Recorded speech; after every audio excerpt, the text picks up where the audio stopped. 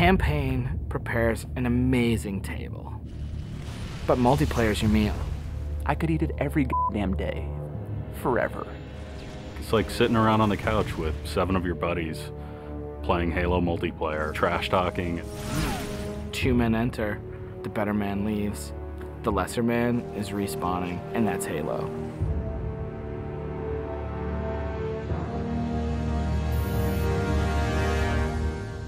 The beta. It's super important to have these like big ticket like milestones that sort of force a bunch of wishy-washy designers to get their shit together. So for the multiplayer team, it is absolutely a test of all the stuff we've been doing. Destination. I'm really terrified about what people are going to say. The public beta is where it all comes together. Beat the shit out of our code, come break our cookie system, come try to, like, it's a great security test. Maybe they're going to find new glitches that we can fix. That's why I'm like, please, please, find new glitches, find new glitches. We made a bunch of changes in Reach that are pretty significant. For multiplayer, especially, there's a lot of people who are super passionate about the features that we put into it. The DMR is absolutely an awesome, worthy successor to the battle rifle. You kind of get control over how accurate your shot is going to be. If you're spamming that trigger as fast as you can fire it, it's going to go kind of wild. If you're trying to like hit a guy really, really far away, then you have to slow that down. Everyone's totally destroying with the DMR. It's like everyone's got a Death Star in their hands. I usually go back to the Needler. That's one that always makes me happy. Everyone's always wanted the Needler to be sweet because it's hilarious and fun. Then it gets too sweet, or all of a sudden like something gets fixed, and it's like, oh, tracking's fixed now, and you're like, guys just burst. It's been fun to go back and kind of re-envision some of the old friends. Like the sniper rifle.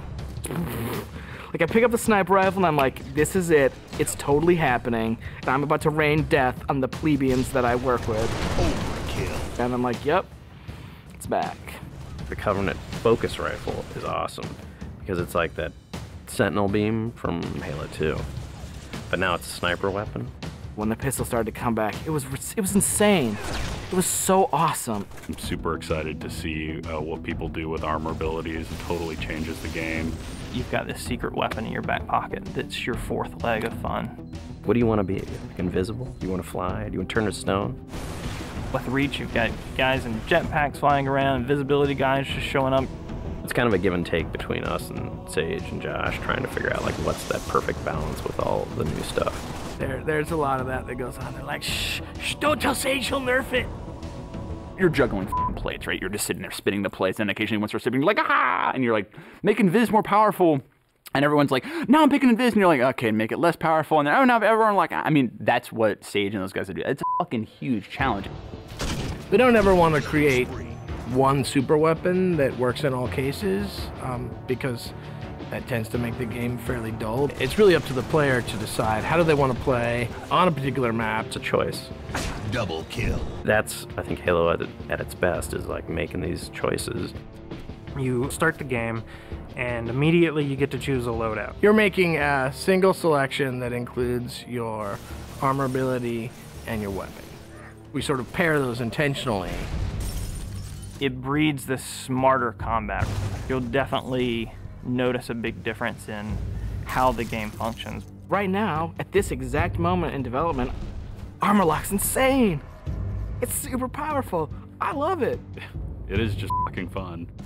There are 2 Slayer maps. There's Powerhouse, which is an asymmetrical map. Lots of indoor-outdoor action. Sword Base is a very vertical map. Moving around Sword Base is a completely different scenario when you've got a jetpack versus when you're sprinting.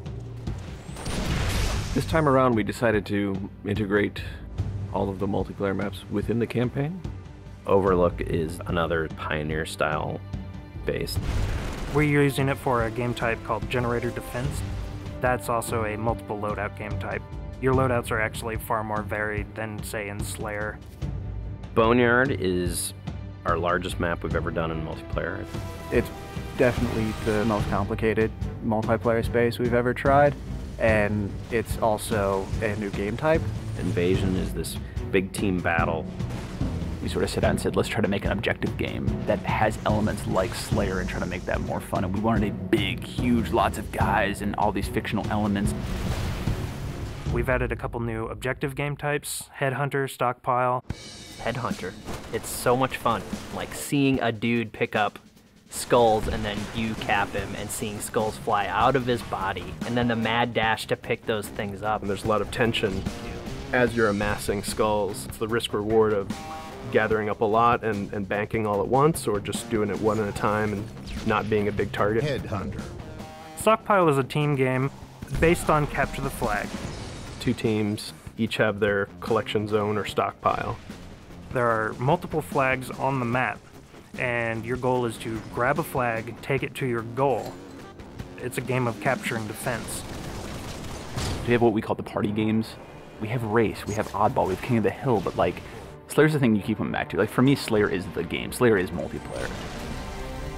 The arena is a really awesome evolution for people who want to play really hardcore competitive multiplayer. Let's just acknowledge that Slayer's awesome and try to build that space where we can sort of say, like, if you're hyper competitive, care about stats, let's make that for you. Bam, games, games, games, push, rating, push, division. The better you play, you'll eventually be put into a division. The arena divisions are broken up into Onyx, Gold, Silver, and Steel. You can say, oh yeah, I was Gold, you know, and like that means something. And I'm like, oh yeah, that's cool. You're basically a AAA baseball player. And I'm like, I'm Onyx. Like, you just met f***ing Roger Clemens.